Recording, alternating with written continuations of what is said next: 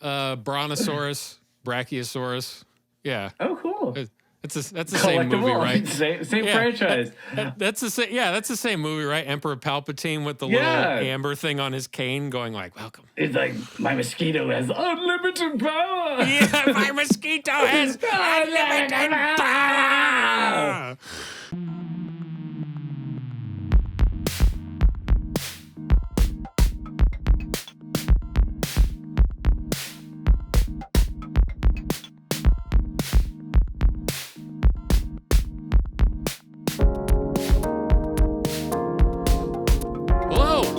Council is now in session. Thank you so much for tuning in once again.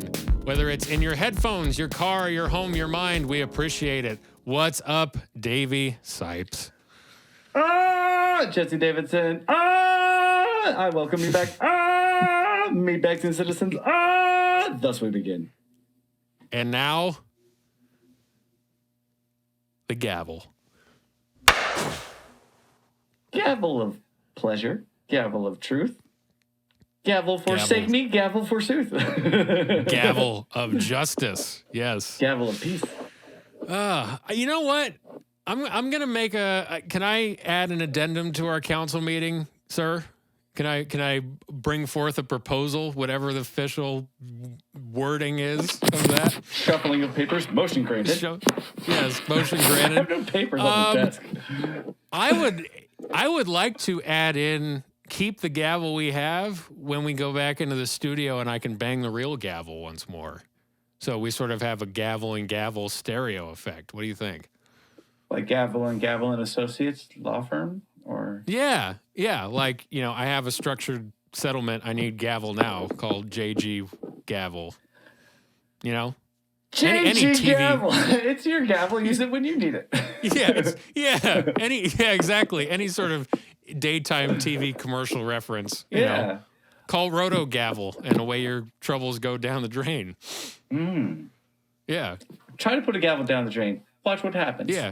Yeah. Cash gavel outside. I'm fine with it, Jesse. I think it's great. All right. Yes, your proposal. Motion granted. He added in his own sound effects via the internet, via his Zoom connection. Yep. I love it. Slap on the desk, folks. So, giving the old slap on the desk. I won't tell you what appendage, because I'm a gentleman. Oh, yes. Well, of course. A gentleman doesn't gavel and tell. So, that settles that argument. So, aside from my corny ass jokes and, that whole thing, every episode, every minute, we are actually blessed to be talking with somebody who is rather talented at crafting comedy and does not have any lame jokes, but is, a matter of fact, really skilled at making people laugh. It is the mighty and powerful Adam Cagley, and he's a comedian who is a regular feature act at Flappers Comedy Club in Burbank, and he's been performing a lot virtually there during the pandemic, and formerly an actor, which, is not something that he's been focusing on lately. He's been sticking to the path of, comedy and stand-up and things like that. But he started off really young when he was 10, basically just doing a lot of, character acting and appearing on different series. So anybody out there who wants to look him up on IMDb, you can see his whole resume. He's been in things like House and Shameless, Tim and Eric's Bedtime Stories, a bunch of different things. And so now he's basically in the last few years sort of shifted his focus onto comedy, which is great because as much of a fan of comedy as I am, I want to actually sit down and talk with somebody who, knows what they're doing. And so it's a pleasure to be able to pick his brain today. I think that's a lovely sentiment.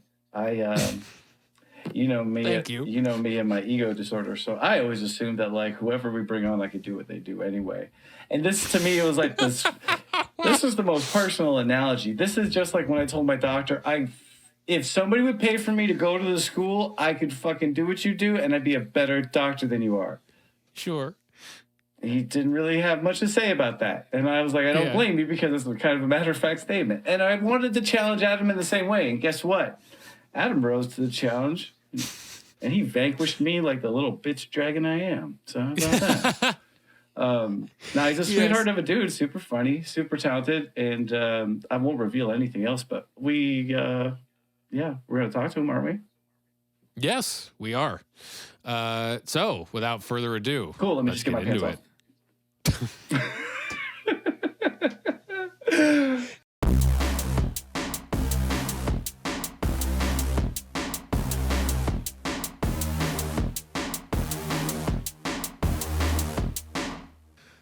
Adam Cagley, thank you so much for joining us today. We appreciate it. You're coming fresh off of a Zoom show, and you're going to be heading into another one after this. So we're glad to get you in between comedy. We appreciate it. Comedy here too, but you know. It's a very full night for me. Bouncing, counting this and kind of bouncing show to show to show. Yeah. And, well, that's the only like disappointing thing is I'm going to be doing the same set at my 8 o'clock show that I did at my 5 o'clock show.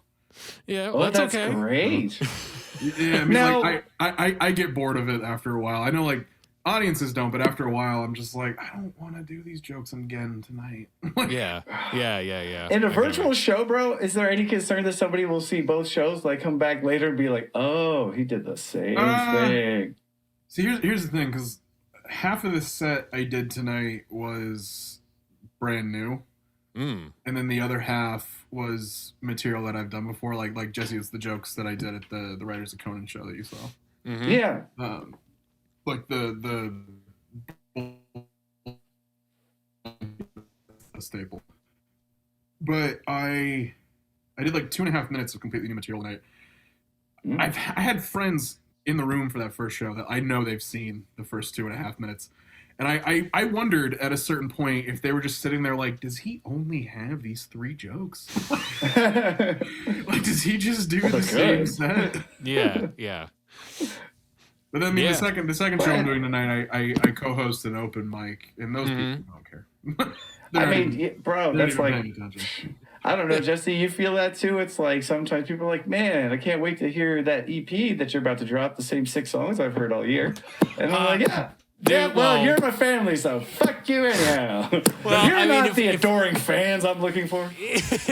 Yeah, well, if we're going that route, it's like, as a band, we've been working on our album, our full-length album for a while. We put out an EP November it's huge, too. 2019, and so we're halfway through, and we've played a lot of shows, since then. And like these new songs that we have, we played them, some of them before the EP was out. So now that we've been stuck in this, quarantine COVID thing, we're going to be putting out just songs individually before we do a full length because they're ready to go. And we might as well just track it and, put some music out there.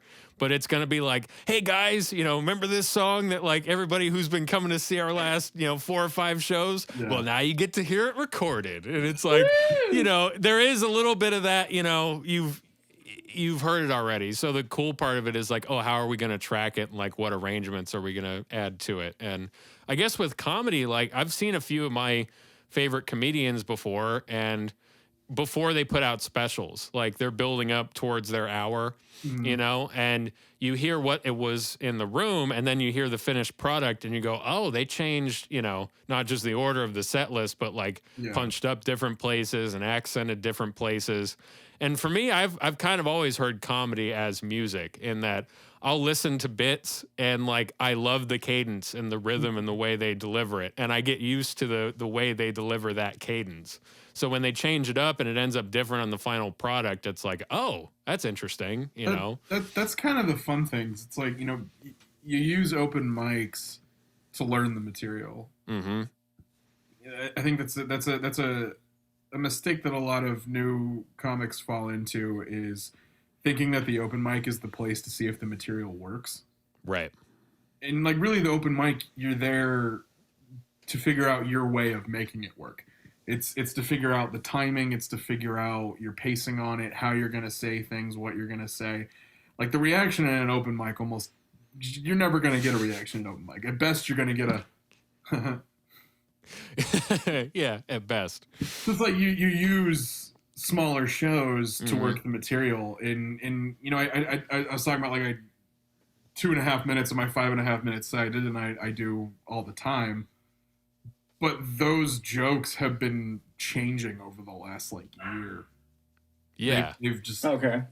they went from like, one really long bit into 4 smaller bits Right. that have then like become more refined to just be the meat and potatoes of those bits, versus the original version that was like 5 minutes long in itself that got a laugh maybe every 2 minutes if I was lucky. Yeah. Yeah. I mean, like that's Yeah. you talking about recording and putting out material. I'm working on my quarantine EP. I had a friend of mine that was at the show I just did text me right before the show to tell me that she likes when I post clips of my shows on Instagram because she can pick out her laugh. Oh, right. Sure. Like, wait until you hear my EP because it's mostly your laugh. Right. Yeah. You use what you know to make your comedy. That's right, man. Is I'm like, that you just happened to be there. The shows that went well, so right. That's great. Well, and that's something that I've wondered from a comics perspective, because we don't really get this as musicians, but because it's laughter, it's like sometimes you might get a heckler as a musician, or you might get a distinct person in the audience who's, you get they like what you do. Right. Yeah. But it's when you're laughing, everybody's got a distinct laugh. But when you blend everybody together, you don't always pick everybody out of a crowd. But then there's like the one, maybe 2 people in the room where it's like, oh, that person's laughing. And is that like ever a benchmark for you that like if that person stays with you during the show, you're doing well? Or is it just is it kind of just a part of the room? Like, how do you look at stuff like that? It's kind of different now that we're in like the Zoom era of comedy, just because the laughs don't quite blend together the way they do in the room when you're looking at them on Zoom. Right. So it's honestly really easy to pick out someone's laugh on Zoom. But usually, like, if I'm doing a live show and I know there's one person that's consistently laughing, I have a few jokes throughout my act that I know are risky, where it's like this bit might lose the crowd, but if it's the right crowd, they'll be really on board with it. Yeah. So it's honestly kind of that, where it's like I don't so much focus on like keeping that one person, because that one person, if they're on board, they're gonna stay on board. Yeah, right. Especially like I open with fairly dirty material, and then I kind of pull it back as I go along. It's a good litmus test of like, all right, you're gonna laugh at this. Cool, you're on board for the night. If you're gonna laugh at like probably the worst thing I'll say all night. Right. Yeah. Okay. Yeah, that was kind of so you go in hard and then you pull back to just the tip. Kind of, yeah. Like I mean, like there are definitely moments where I'll like bring it back up. I don't like try to lose the crowd first joke. I don't try. Like my big concern with my show tonight was that I knew there were a few older comics on the lineup, and we had like 50 tickets sold for it. So I was worried that I was going to have an older crowd, and older crowds fucking hate me. Really? They like Why? I mean, like, because I like I said, I don't try to like shock and offend. I'm not one of those kinds of comics, but I am pretty dirty. Yeah. And I say fuck a lot and shit like that. And for some reason, older crowds just, when I do my act, just completely pull back and completely pull away. And that was my heckler tonight. I did the bulldog mac and cheese bit. Yeah, yeah. I'm like, when I have sex with another fat person, it sounds like 2 bulldogs eating mac and cheese. I get a laugh from the room, and then I just hear this that makes me happy. That makes me happy. It takes a minute to sink in, but it's great. I'm just like, get out of my mac and cheese, you naughty puppy. Yeah. That's the thing. Like, I got the laugh That's from fucking it, but deep, then, bro. like through the Zoom laughs, I hear this older guy just go, okay. Okay. He's like, that's enough. Okay. And I responded to it.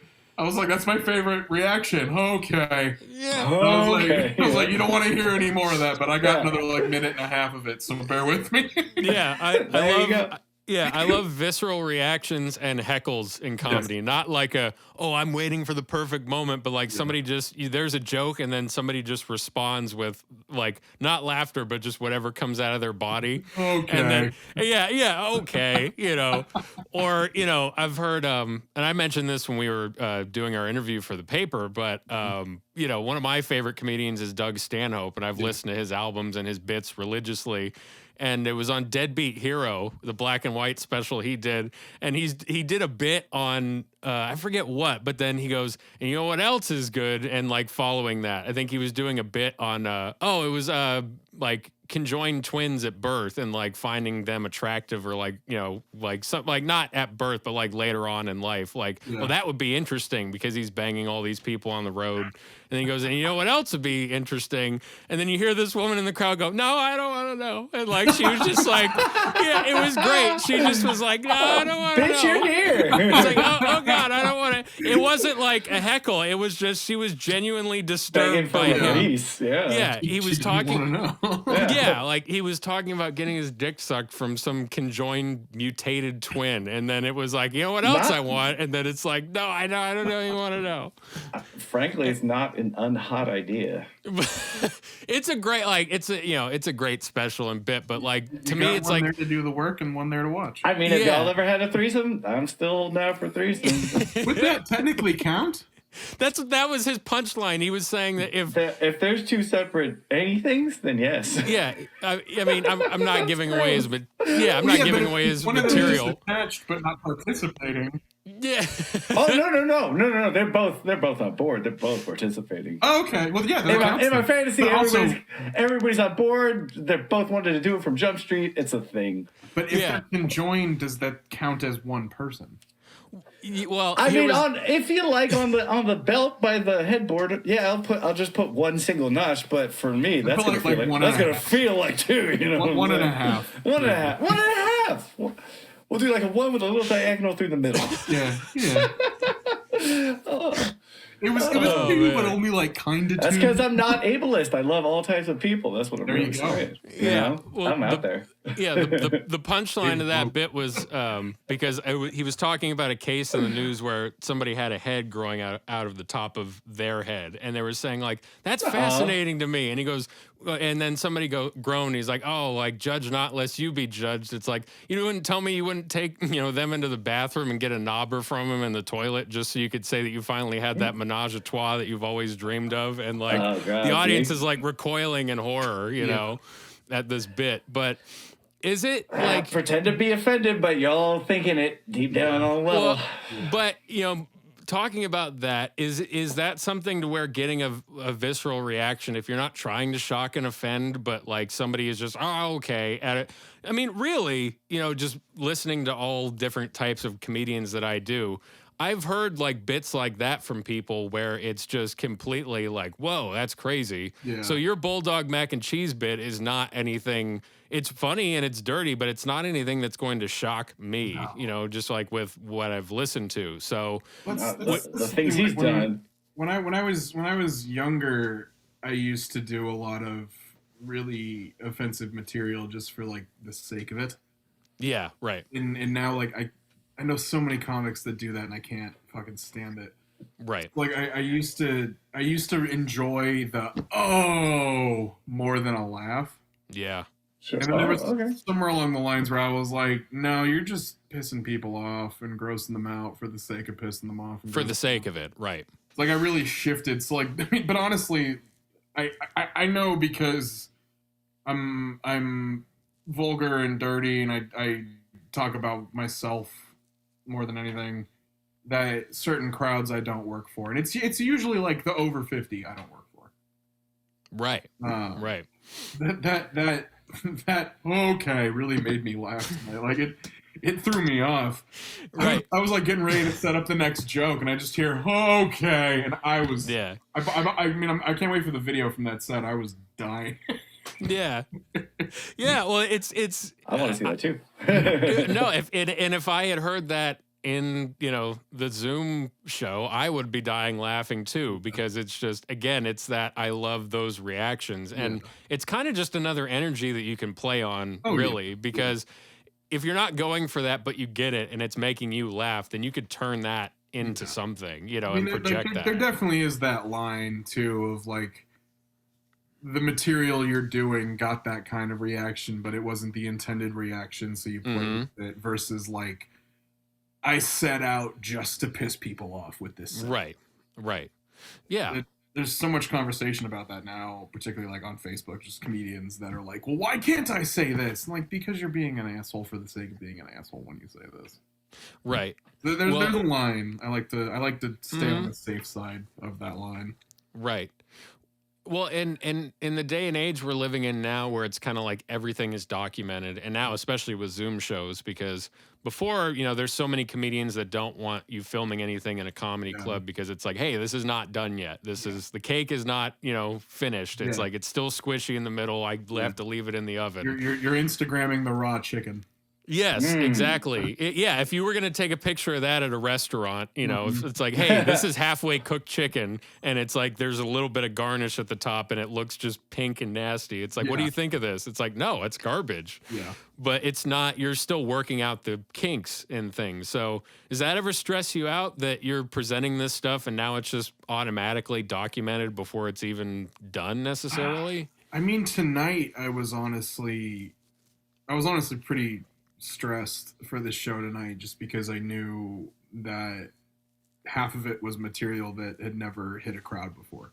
I'd done it at mics and whatever, but that doesn't count. Like, you don't know how it plays until you put it in a room. Right. So I was stressed about that just because I didn't know how it was going to go.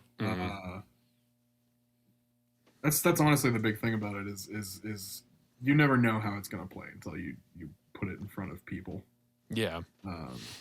So are you don't seem like a guy who's overly sensitive to like responses in general, but is it a factor? Like, are you like, I don't know. I would see myself when I go to tell a joke. Jesse knows this. Like, I'm kind of like, I don't give a fuck if you're gonna laugh. This was from my heart, and I know that can get you in a lot of different places.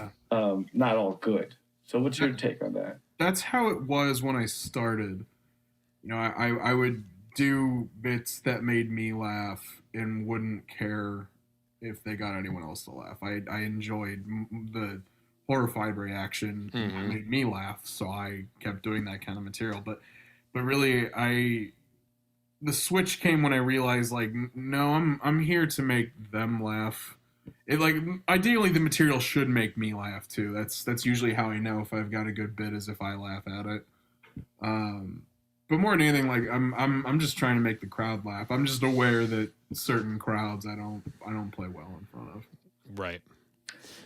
Is there any sort of thing where you're like hopeful of maybe figuring out a way as you go forward, developing something where you're like, maybe this or maybe that? Or are you just kind of like comfortable? You're like, well, they can come find me if they're in that age bracket and they're into this.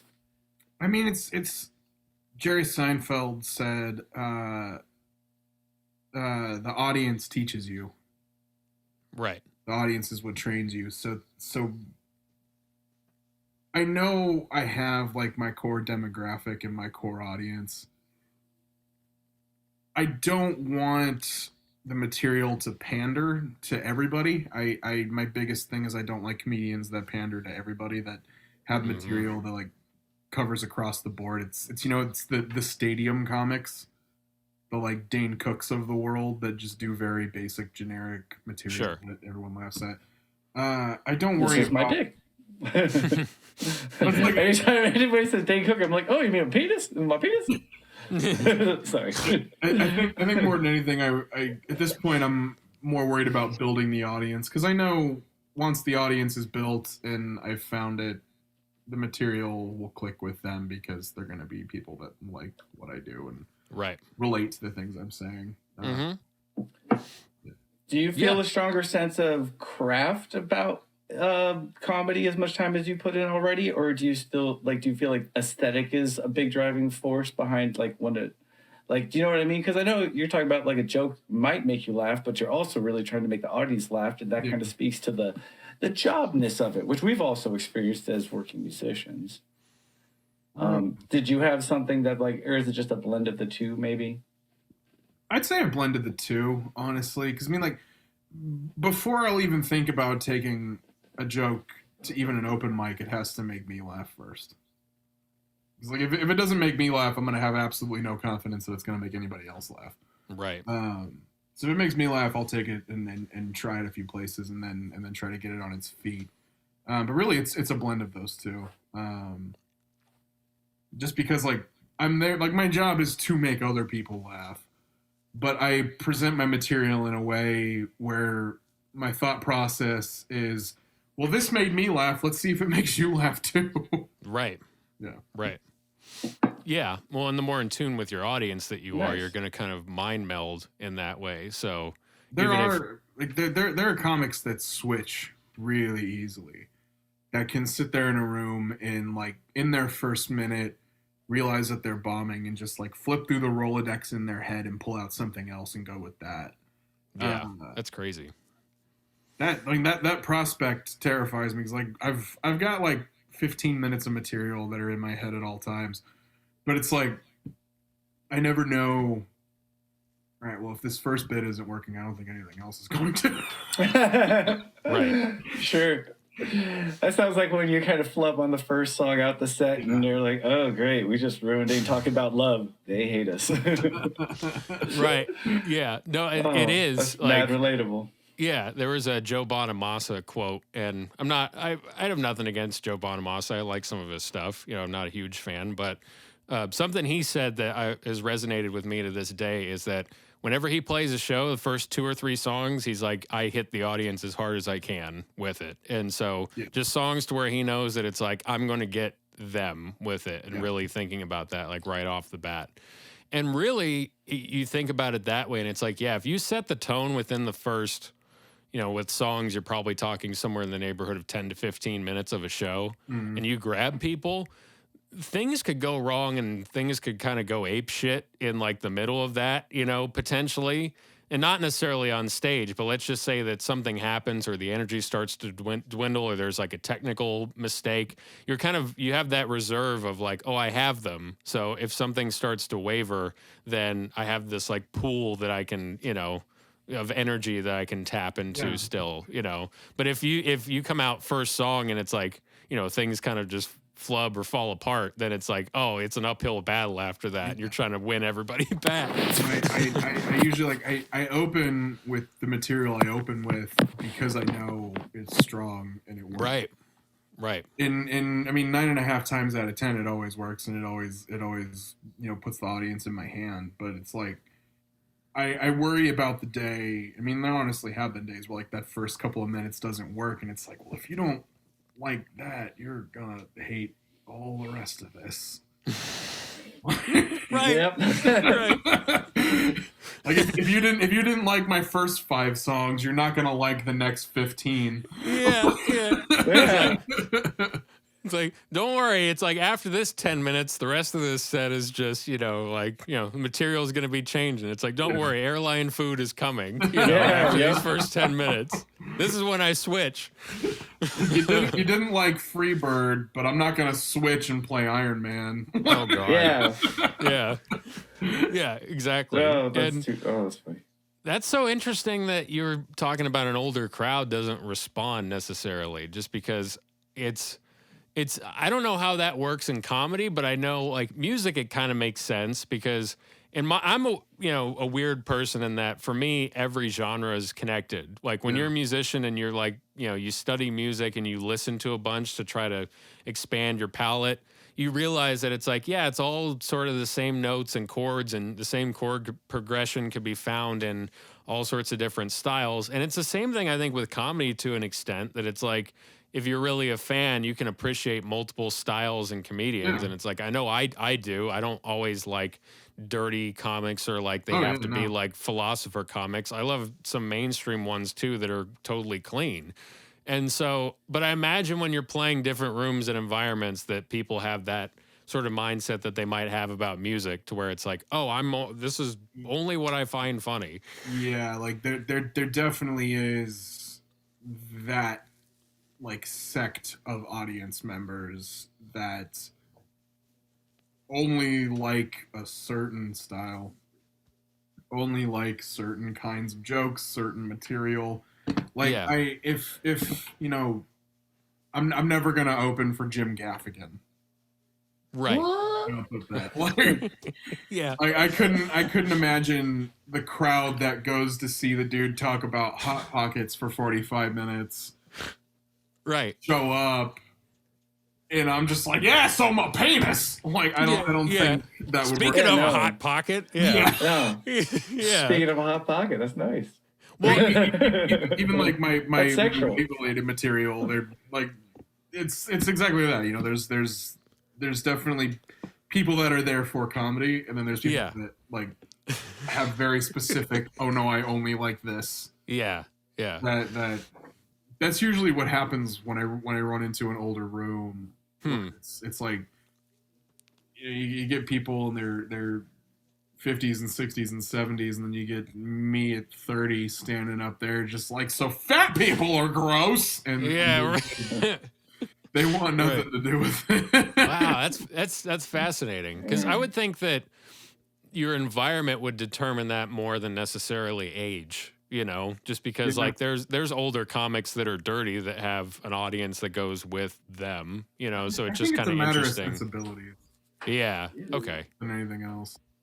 Yeah. You found the Yeah. people, I guess, huh? I'm like, what's going on? Just a slight interruption. But yeah, it's all good.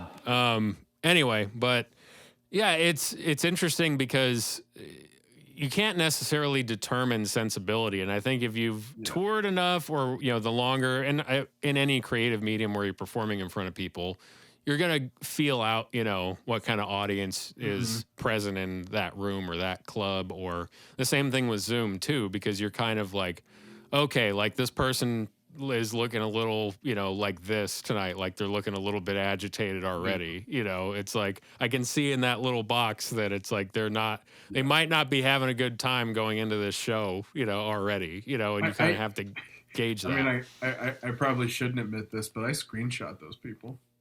Really? Yeah. just for what do you do with the screenshots? Yeah. I have a folder of screenshots on my desktop from Zoom shows that I've just totally tanked.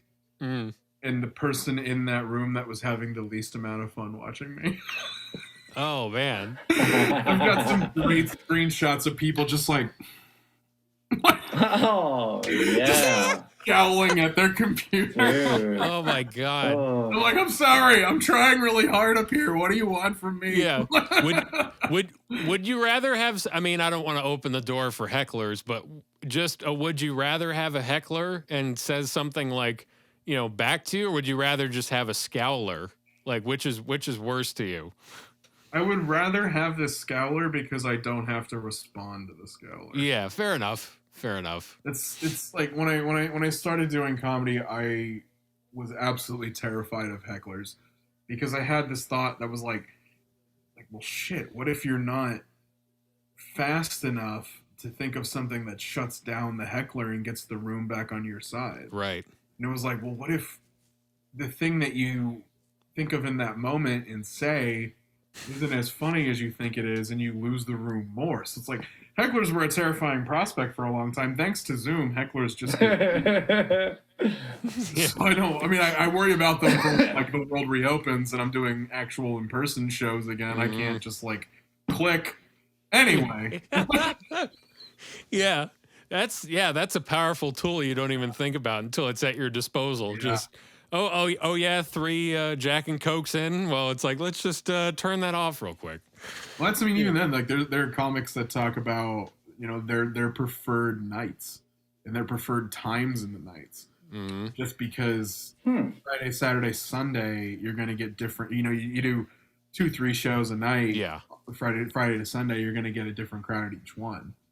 and it really is a matter of the times. It's like the early Friday crowd is usually grumpy because they just got off work. Really? Yeah, and they're at a Oh, point sure, that where- makes sense. Yeah, they haven't decompressed, right? Yeah, Yeah, They're, okay. they're like trying to chill out still. They haven't fully unwound, and they're starting to drink. The like 9:30 on a Friday show. Good luck finding a sober person in that room. They all high Right. as fuck.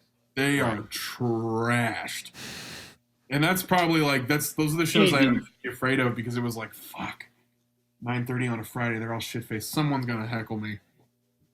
Right. But thankfully, the last show I did before the shutdowns and the quarantine started, there were 5 people in the room, Damn, that many? and 3 of them would not pay attention to a single comic until they finished their nacho platter. Oh, dude. That's how it goes. Yeah. That's why I'm weirdly really grateful for Zoom comedy because the show I just did had like 50 people. Yeah. It was like 50 that didn't know me or my work until tonight that now do, and it's like because it's so accessible, you get people from all over the world hopping into Zoom shows. Right. I Well, would think so. Huh? Yeah. That's cool. yeah. Well, especially with you being at Flappers, because just being a prominent LA club, in the same way that you would have people, you know, I didn't really think about this because not being a comedian, just being a casual fan, you know, you get people that come to California and they want to go to the Comedy Store, they want to go to the Laugh Factory, they want to go to Flappers, like they want the whole experience. They want to be able to see these people in these rooms. So now they don't have to fly and book a hotel and plan a whole vacation for it. You can have somebody in Europe or the other side of the world that, you know, hey, I'm just going to check out this, you know, Zoom thing that's happening tonight. And that's awesome. It's a big thing in our favor too, and something that I've been a big advocate for continuing after, you know, the world reopens. Sure. Is that we're really honestly the only major club that's doing virtual stuff. Yeah. There are a couple back east that I know are, but by way of like the big boy clubs, the big name clubs, you know, your Comedy Stores and your Improvs and your Laugh Factories and even the clubs in New York like the Comedy Cellar and Caroline's. Yeah. We're the only one that had a virtual presence the whole time. You get places like the Improv and the Store now that are starting to do outdoor shows because they have the patio space for an outdoor show. But I've been a big advocate for we should maintain an online presence just because, I mean, the show I just did, there was a guy in the middle of the set who was saying it's like 2 a.m. where he is because he was doing his show from Germany. Yeah. Like, That's pretty I cool. produced a show a couple weeks ago, a competition show with a competitor that was jumping in from Iceland. Oh, they couldn't have been funny. He was fucking great, to be honest. Hey, He was fucking all right. cool. But I mean that's kind of my point where it's like you get it's reaching such a broader audience now that I almost feel like when the world reopens, we're due for another boom like we had in the 80s and 90s. Yeah. Where it's you know people have spent so long at this point watching Zoom shows that when they reopen the clubs are going to be fucking packed. Yeah. Same with music too. I really think it's going to I any think live. absolutely. Yeah. Yeah. I mean, Live the entertainment- one thing I got into this whole time was comedy. It's like, and that's the first thing I've been thinking. It's like I have a list of all these people I fucking follow now. I know where they were playing before the pandemic, and that's where I'll be once I'm on the freedom train. It's same. live entertainment in general is gonna hit a huge boom once the world reopens. Mostly because people are just gonna want to be out and doing things again. But because you know we've been their option for live entertainment the last year. Right. It's gonna be all of us. It's the musicians, the comedians. I don't have a hard time seeing a coffee shop doing slam poetry getting sold out at this point. Just because people are going to want to go do things. Yeah, right. I agree. I think it's going to be about, you know, I think it's going to be both. I think there's going to be more virtual stuff just because of the ease of it. And some people have done really well with it and been able to either create a new thing with it or adapt what they're already doing, like live podcasts, live shows that they already have been doing. And just this time has totally taken off for them. Like Mark Ribier is a great example of that, you know, with him doing his live streaming stuff with music, kind of blending music and comedy together. I started to get into him before the pandemic and then like kind of right before. And then when it happened, I was watching his stuff because, like, you know, why not? You're at home, you're stuck, and it's great. You know, it's like it was perfect for this because it's like, hey, you know, I'm streaming this set from my apartment. Call in and request a theme that you want me to talk about. Yeah. And then he'll improv something on the spot. You know, he can do that after this. He's got a bigger audience for it now. It's just opened us up to a much bigger audience than we would have had before. Yeah. I mean, I also teach classes for flappers, and I was talking with our site director a couple days ago, who was talking about like when the pandemic first started and we switched to Zoom classes, them getting packed with people from other countries that couldn't take those classes before. And it's the same with like, I mean, I think we need to at least keep the virtual open mics around. Yeah. Just because get people from different time zones, people from different countries, and then the shows themselves are international a lot of nights, and that's my big point is that should stay, just because it reaches such a broader audience than we could if we were bound to just the brick and mortar location. Yeah. Yeah, I think it's going to be about looking at it from a bunch of different angles. Yeah. You know, you could do shows where it's like you can be in the room, and then you could do a Zoom thing too, because you know, and that won't necessarily work for everything, but you know, there are certain events where you could do both, you know, and have it set up to do both. Absolutely. You could have it to where maybe you're doing a Q&A thing from a virtual audience, and then like that somehow interacts with the room. You know, I don't know. There's all sorts of different ways you can approach this. I mean, it's also the kind of thing like the idea has been tossed around of once we reopen and have people at the actual club again, throwing out like a live stream link for those shows. Yeah, why not? Especially because like there's going to be a lot of the audience that's watching from different states and from different countries that if we completely shut down the online presence, they lose that. Right. It makes a lot of sense. Might even be a way to monetize that kind of overlap of the live stream with the show. That's something I look into a lot. That's something I look like a hippie, but I'm always thinking about the dollars, bro. You know how it is. I'm employed by my venue, so yeah, right. There you go. This brother knows what's up. That's professional as fuck, right there. Yeah, no, it's you know, it's whatever, you know, side of, you know, performing that you're on. It's either music business, entertainment business. It's like the business is the back end of that phrase, and the first part of that is why you got into it. You love to entertain people. You love to tell jokes. Business is how you keep doing it and how you stay, you know, playing music, telling jokes. How you do it without also not having to work at Starbucks. Yeah. Yeah, and there's nothing wrong with that, but it's if you want to do it, just if this is your passion and your calling, it's like, unfortunately, you have this ugly part of the business that you have to at least understand enough to survive in. Yeah. And sometimes you can understand it enough to really parlay it into, you know, making a good living for yourself. Yeah. You know, it depends on your skill set, you know, and your willingness to learn standards that kind in general. Yeah, and your standards in general. Yeah. I mean, I'm a living like tower of success by my meager standards. You're a business magnet. Yeah, I am. I'm fucking. I'm Warren Buffett in my mind, baby. Shit. Yeah. Something else I wanted to ask you too, since we've been doing a lot of correlations between music and comedy, and you had mentioned Jerry Seinfeld earlier. I was watching an episode of comedy, right? Yeah. He's like the Jizza of comedy. Sure. Yeah. I was gonna say yeah. Jay-Z, or the Jay-Z, maybe? I don't know. Hard to say. He might be the Hova of comedy. The Jay-Z of comedy. Yeah, he's the Hova. Yeah. Okay. Jerry. Yeah, it's Jerry.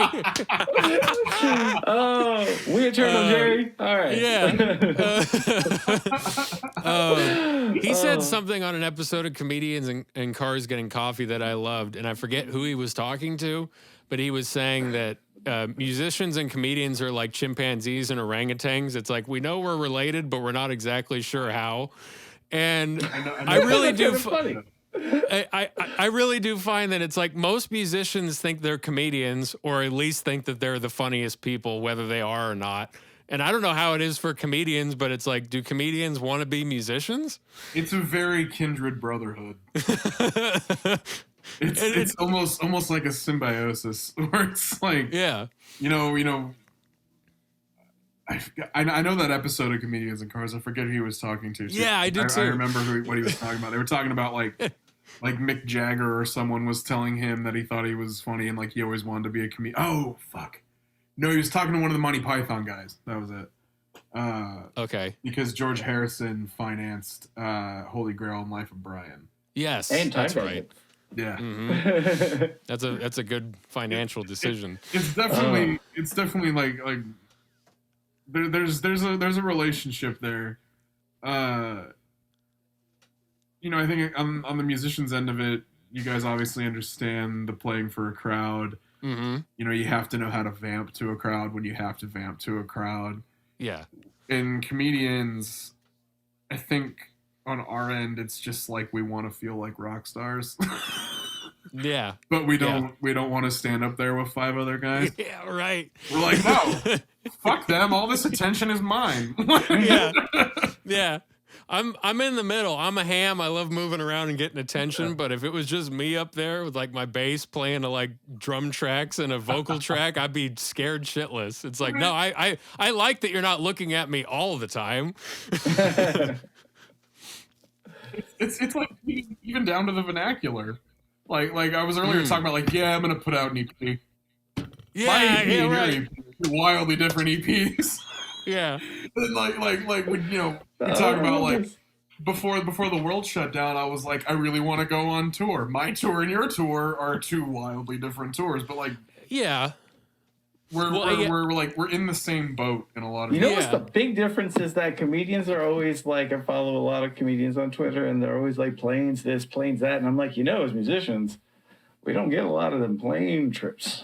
We do a lot of our van trips across the 48, if you know what I mean. That's one of those few things I got to say is, I know that's a distinction. I know that's a fucking difference between us. But so, do you do anything musically yourself, or is that something you have not put any energy towards? I used to. I used to play drums. Yeah. You see, you scratch a comedian gently, you find a drummer at the bottom there. You find the guy that's sitting in the back, just like, I wish people were paying attention to me. Right? Like, how do I get over this? So far away from them. How do I get closer? Like, why are they had looking that microphone? Man, I'm the real star in this band. What the fuck? Yeah. Oh, see? That's so real, That's awesome. That is. You can tell David Hodrick that I said that. Shots fired. Shots David fired. Hodrick. Hope you're wearing the vest, Hodrick. Oh shit! Cut to the next roundtable podcast when he's, we do a Right? roundtable We'll be where like, we what you have. have to say, Hodrick? And then we'll. All right, Max is going to share his screen with us, and so we had Adam Cagley on recently. He's just gonna start popping into all my shows and going, oh, okay. Yep. He's gonna be popping into your shows and then getting really close to the Zoom, and so it's just his eyes, and then he's gonna be like, ooh, and then he knows that there's a mute, so then he's just gonna like do distracting things, He's gonna start like playing with his feet. Yeah, wasn't it like a couple years ago he switched from righty to lefty just to challenge himself or something like that? Yeah, he's been working on his ambidextrous He's just drumming. gonna flip upside down and work his pedals with his hands. Yeah, exactly. Yep. His toes be like, look at this shit, motherfucker. No, he'll set up his Zoom to where he's in his living room and he won't be practicing drums. He'll be oddly enough, he plays Rock Band, the video game, because he can set it to right or left-handed. So along with practicing on his kit, he'll take Rock Band for a given number of time and then practice a song multiple ways and practice it left-handed because he's a righty. And so he'll have his Zoom set up and you'll just see his TV with the Rock Band set and he'll just not even be looking at you and he'll just be playing Rock Band. And then you'll be like, yeah, so, and then you'll just be mad. I wouldn't even be the least bit upset. That would make me laugh so much. Yeah. Not paying attention at all. Full on playing a video game. Yeah, and then it's just like, what is that? Everybody else is like, what is that guy doing? Is he just playing Rock Band? It's like, yeah, he is. I would spotlight him and just have him up there with me. Yeah. At that point, just do commentary on him playing Rock Band. Yeah, just do some roasting. I'm here for that. Normally it's me and Hodrick roasting each other, but if I can get the aid of a professional, oh my God, that would be a dream come true. I'm around. Yeah, that would be great. You know what? This is something I never talk about with people, but I will share it because we're talking about comedy and music. There was a time in middle school where I had a group of like me and five, it was like me or 4 or 5 of my friends. Mm-hmm. And that we, those like chain link dugouts that, you had just wherever you went to school, they had like a baseball thing. We would get up in front of each other because there was a couple of us that thought we were really funny. And we would do that at recess and we would do like a few minutes and we would try to come up with material and ad lib on shit. And it was like, I did that for maybe like a couple weeks. So that was like the extent of my comedy. And so like, that's always been a thing of like wanting to try that, but just because of being up there and like sharing your thoughts with people, it's just like the thought of actually doing that is terrifying. Like, and I would never, I want a loud amp. I want like a drummer. I need a singer. I'll talk to the audience occasionally. Like, I don't know. The thought of actually trying it is nerve wracking. I mean, there is some comfort to be had in knowing that they're your thoughts, but they're very filtered. Mm-hmm. Like, I would never get on stage and just be like, here's what I'm thinking about this right now, because everyone would leave. Right. Right. Like, I always really enjoyed the idea of the material coming through a prism of the personification of yourself. Mm. So it's like when I come at my material, it's how I think about things and how I'm feeling about things, and it's usually me talking about myself and just being very unfortunately honest about myself, but it's also filtered through a perspective that makes it almost feel separate to me. Where it's like I can talk about the material itself in one regard, but then perform it in another, if that makes any kind of sense. You're kind of standing outside of yourself in a way. A little bit, yeah. I mean, that's the easiest way to write that kind of material, too, is to really take a step outside of yourself. Be like, what annoys me about this? What don't I like about this? What's weird about this? What's awkward about this? How do I make other people laugh at it the way I'm laughing at it? So it's helpful, and it kind of takes a lot of that fear away when you think about yourself in those terms when you're looking at the material. Right. Yeah, that makes a lot of sense. I never would have thought about it that way, that you have to kind of...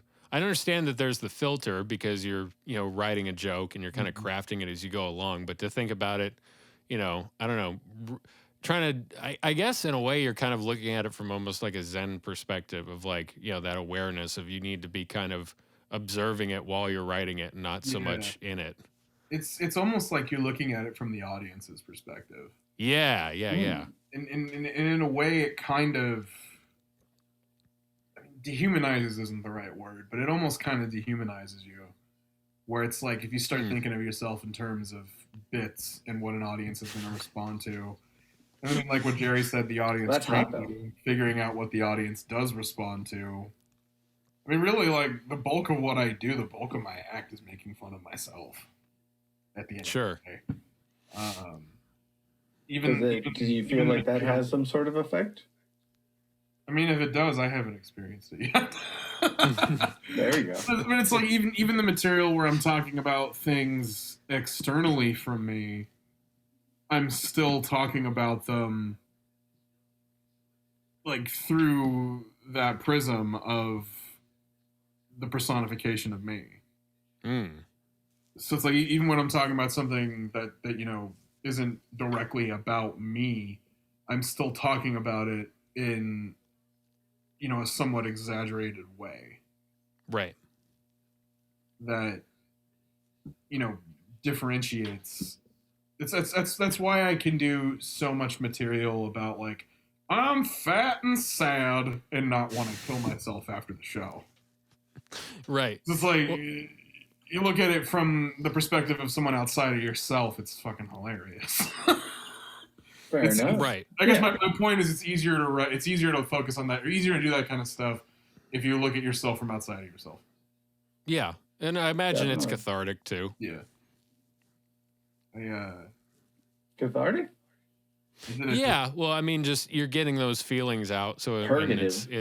yeah, and so like Expiratory. you can turn a negative into a positive about a lot of things, or about different things you could be experiencing, and then really what you're making jokes about, it's like a lot of people are dealing with whatever that is, just how they feel about themselves, and so it's hugely relatable.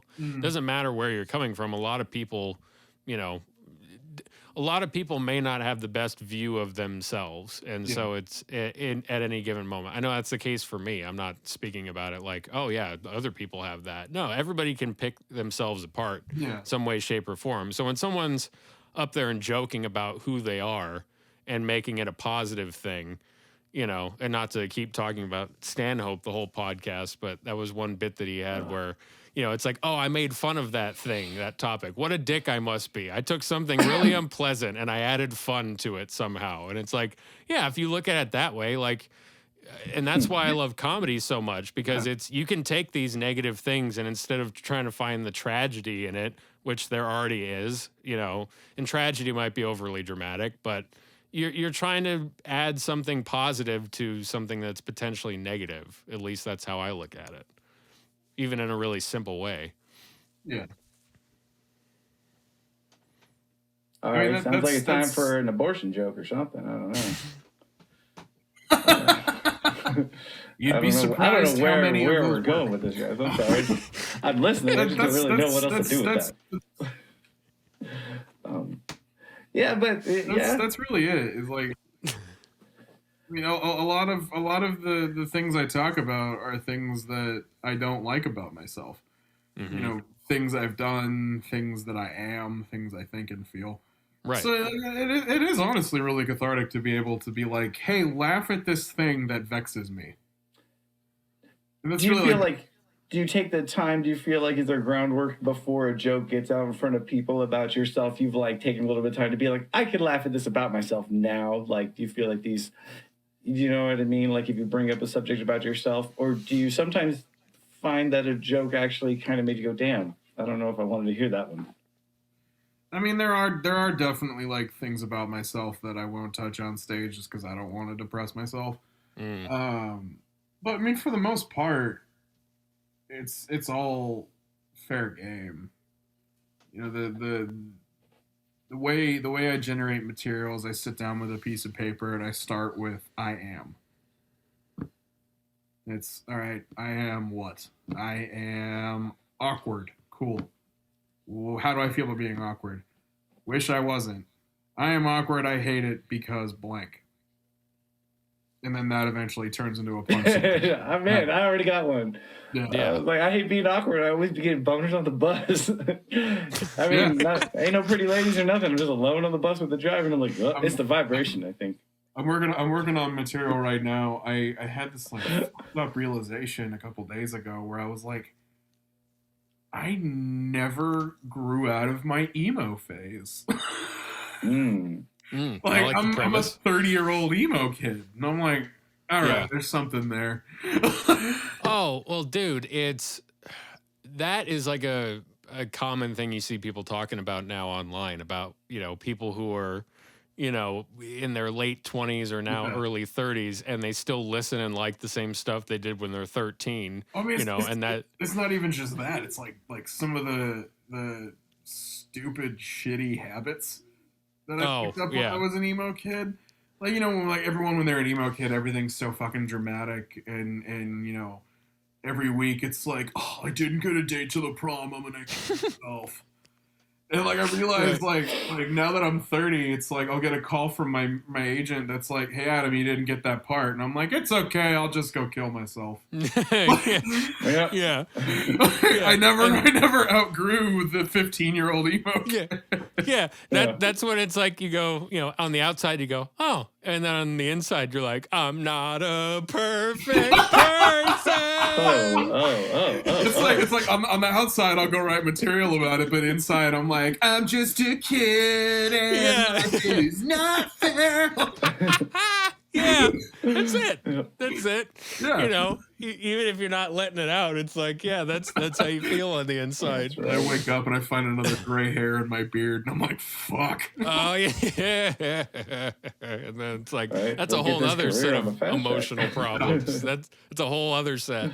I named my gray hairs. I'm really proud of all of them. Yeah. Oh, just wait till you got somebody you're like, I give up this cute game. I'm just going to keep a roster of all their names and locations. That's fun. I'll tell you, I'm gonna feel really bad. I got no grades about Middle Earth, and I'm fascinated by that weird. Like they're everywhere else, but there's nothing about the Shire, and I'm like, that's fucking weird. I got one in here named Gandalf. There you go. Nice. I got one on this side named Gandalf, and one on this side named Dumbledore. Oh hell yeah! Yeah, that's solid. And the ones on my head are all named after the Golden Girls. Dude, that's fire. Which, well, I was gonna say, which Mount one's Rose, Rushmore which should be one's replaced Dorothy? by them Golden Girls. That's the funny thing is, like, I don't know that much about the Golden Girls, so it's just like Blanche 1, Blanche 2. Lots of Blanche. She was the hot one. Somewhere back here, there's B. Arthur. Yeah. Before I shaved my head, there was a fucking Betty White over here. Oh, Betty White. Nice. Treasure. Yeah, national treasure. Hold her close. Hold her close while we still can. Betty, if you were near me, I would hold you. And that's not even hyperbole. That's America's grandma, man. Goddamn fan, man. Yeah, exactly. Hottest old white women in my day. Oh man. Oh, I wanted to ask you, Adam. Though I was like, not to go back to the whole like, you know, the how much the self is focused on in the jokes, but I'm wondering, like, is it potentially we're able to mine the personal because the new era we can't quite poke as much fun. It's hard to create that safe space where maybe people feel like that's allowed anymore. What do you think? Any thoughts on that? Or do you do Polish and Jewish jokes as often as you used to? I think that comics in general should focus on the personal, just because it's funnier if there's truth to it. It's always going to connect with an audience better. You know, I was told, you know, there's comics and there's comedians. Comics say funny things, comedians say things funny. Which boils down to, like, comedians have a point of view and a perspective that all comes through the personal. I've always been a big believer in that comedians, or even comics, if you want to get that technical, should always come from a personal place. There is, you know, a lot that you can't talk about now. Doing my Bulldog mac and cheese bit, not to go back to that one, I did that one at a show once and had a woman message me telling me that I was fat shaming. And I'm like, you're not paying attention. You're not watching the screen. You're the fat man that just said that joke. Like, if anything, I'm shaming myself. We're clearly on board with a big woman as his companion, or whoever, big person as his companion. I'm shaming myself so that hopefully it sinks into my head and I change. Yeah. Wow. Like, right. Message me like, hey, this was so offensive. You're fat shaming. You're a piece of shit. And I'm just like, did you look at me once? Yeah. Well, now see, this is like, I don't want to pontificate, but this is the problem with jokes versus songs. It's like with songs, you can say all kinds of untoward shit and be like, figure out your own interpretation, sexy. Yeah, And people do. And I'm like, that's honestly, I feel like, probably because I'm more of a comic than a comedian. It's like, I'm not here to fucking make people feel good. I'm here to be funny.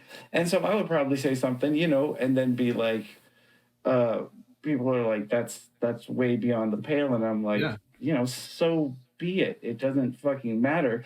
But your reaction is fine. It's like, if you got offended, that's cool. Like, you're interpreting the joke. That's how I see it. I mean, now, that might be hard because we're trying to build something that includes as many people as possible. Yeah. But along the way, I mean, do you really take time to seriously address somebody? Like, because you're going to handle, like, I mean, as you get bigger, bro, you're just going to have like 10,000 people coming at you with that same thing about the same, a joke with the same ethic. And I'm just eventually got to be like, why don't you just suck a dick? You weren't listening to the show. I mean, it's really the way comedy's changed in the era of social media mostly. Yeah. Just because, like the majority of entertainment in general takes place on social media now. It's like, you guys know it's so much easier to get booked if you have an Instagram following of 3,000 versus you have an Instagram following of 200. Unfortunately. I know all about it. Because social media has become such a big part of entertainment in general that the audience feels like closeness and an intimacy with the performer. So, you can get someone, like a Bill Burr, that gets on stage and is very crass and very blunt and does end up offending people almost every time he puts out a special. Yeah. But you get people that take that as absolute face value. They like, there's, the idea in comedy is that these are things I'm thinking of in the moment. These are things I'm saying. This isn't written. This isn't planned. These are things that I'm saying right now. I had someone tell me once that good stand-up should seem like a one-sided conversation with a lunatic.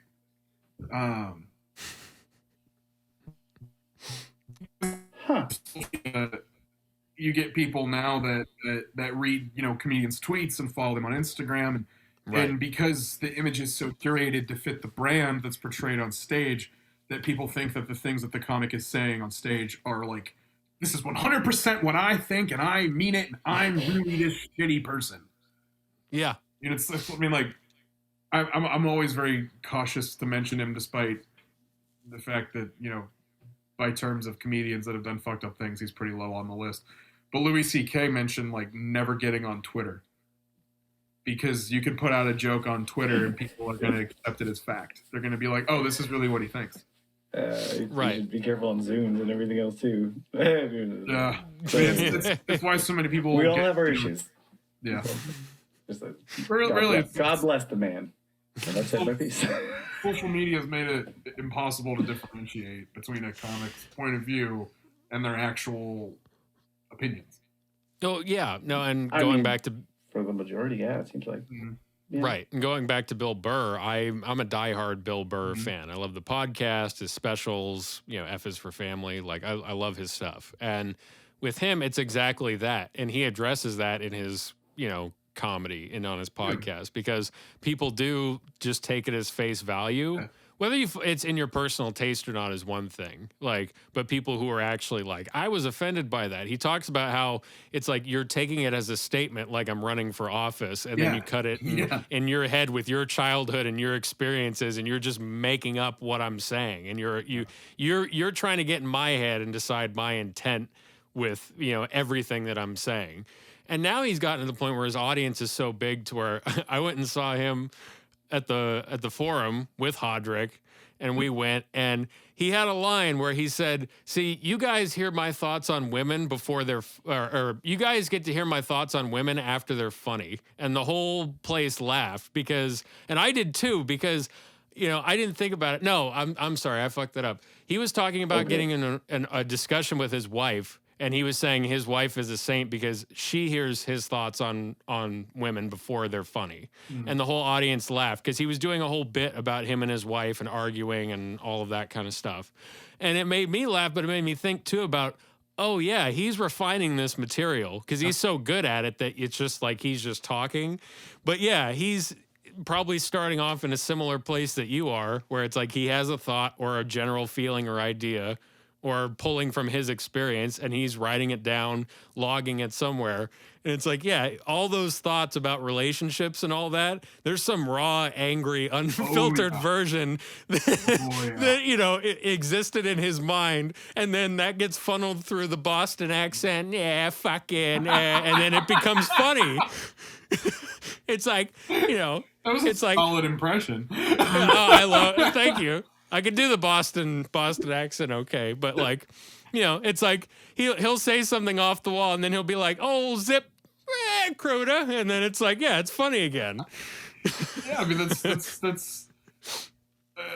mean that's probably the one thing I could tell people if I was going to tell people anything is like, don't, like, it's comedy, don't take them seriously. Why are you taking them seriously? Yeah. One of my new favorite discoveries is Ian Bagg, and he's like great at I mean, he's not a new comedian. He's new to me. And you know, with him, he had talked about that on Your Mom's House podcast, where he was saying that, you know, it used to be finding the comedy in tragedy, and now it's like finding the tragedy in tragedy. And that's where, you know, touching on that earlier, that's where I got that from. So it's like, you know, trying to, you know, people that go for the clapter and like up there, like they're trying to make statements. And I don't think that comedy necessarily has to be funny all the time. Like, you don't always have to be going for a punchline. You can have tangents where you're making some more serious points. But I mean, ultimately, at the end of the day, you're trying to make people laugh, even if you have some sort of long philosophical point attached. And same with like Mike Birbiglia comes to mind. I love his comedy too, but it's very long form, and there's like, you know, long stretches of time where he's not trying to make you laugh. He's but dark as fuck too. Yeah. What Sorry, what was that? I'm thinking of Jesselnick. Jesselnick's dark as fuck. Birbiglia. Yeah, Jesselnick is super dark. Yeah, but I also love Stephen Wright too. I love somebody in Mitch Hedberg, you know, where they're just going up there and like, it's a small world, but I wouldn't want to paint it. And it's just like, that's fucking hilarious. It's like, that's a fucking hilarious thought. I can't tell you what hotel I'm staying at, but there are 2 trees involved.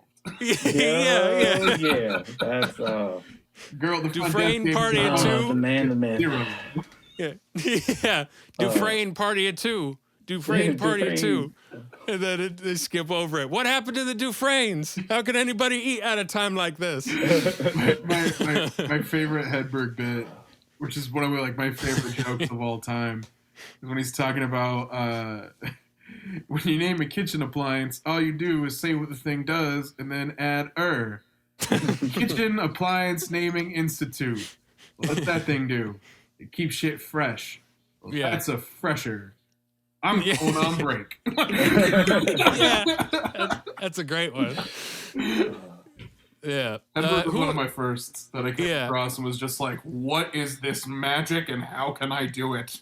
Yeah. Well, going off of that, like, who are your, I want to ask Davey too, because I don't know if I have, but like, who are your top comics that kind of influenced you and made you want to do it, and some of your like all-time favorites? I mean, Hedberg, obviously. Patton Oswalt is my comedy god. Patton, Pete Holmes. Okay. Kyle Kinane. Oh, love Kyle Kinane. Anne St. Germain. I want to say Louis just because I fucking love Louis, but I don't want to, an angry horde at my house. Now, why don't you go on the record and tell us like how deep the love for Louis goes? I wish I could still stream his show, but I'm not gonna buy it. Right. Right. Fair enough. So you're taking those steps. That's real. That's real. I bootleg. See, because there's no such real thing as cancel culture. It comes from within, team. Okay, genders. If you're gonna cancel it, just like, hey, I was singing Michael Jackson to myself earlier, and I was like, whoa. It's one thing to practice for a gig the one time they request it, but I'm not going to just go around listening to it willy-nilly because I got to think about what happened to something good. Right? Right. You know? Patton, Pete, Kyle Kinane, Mitch Hedberg, those kinds of dudes. I like dudes that combine silly and dirty. Yeah. That's more or less what I go for. It's, Fozzie Bear if he was doing comedy at a sex shop. Yeah. Yeah. Yeah. That's a great cross section. I'm gonna put that on my t-shirts. Yeah. That's just gonna be in your press kit when you send stuff out to clubs. It's like, you want Fozzie Bear performing comedy in a sex shop? Well, look no further. Introducing. What about you, Davey? I know we've talked about comedy, but who are your tops? Oh, I refuse to talk comedy with you because of your choices. No. Yeah, I know. We're like on opposite ends of the We're spectrum on who we're actually into. Because the comedy like basically sound like the tiki torches of fucking Williamsburg, honestly. But I digress.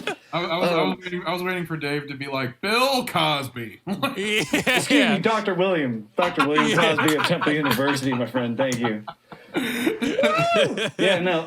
That was a hard one. That was a hard pill to swallow because I mean, like I never did anything but grow up watching the dude. But it was like, damn, people you thought were like, believable or not so believable. That one shook my reality a little bit. And I was a grown ass man when that all kind of panned out.